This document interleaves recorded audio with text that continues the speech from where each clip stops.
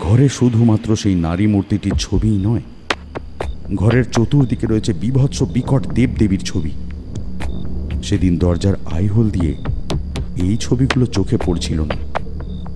ঠিক যেন মনে হচ্ছে এটা ঘর নয়, কোনো মিউজিয়ামের একটা ঘরের মধ্যে এসে ঢুকে পড়েছে সময়। ঘরের ডান দিকের দেওয়ালটা সদ্য প্লাস্টার করানো হয়েছে। চারিদিকটা দেখতে দেখতে হঠাৎই সময়ের চোখে পড়ল সে যেখানে দাঁড়িয়ে আছে সেইখান থেকে তার সোজাসুজি দেওয়ালটার দিকে। সেখানে দেওয়ালের প্লাস্টার থেকে বেরিয়ে আছে কবজি পর্যন্ত একটা হাত। হাতটা প্রায় কঙ্কাল সার হয়ে গেছে। কবজিতে রয়েছে একটা সোনালি ঘড়ি। ঘড়িটা দেখা মাত্রই সময়ের শরীরে যেন বিদ্যুৎ খেলল। হাতটাকে ভালো করে চিনতে পারল সময়।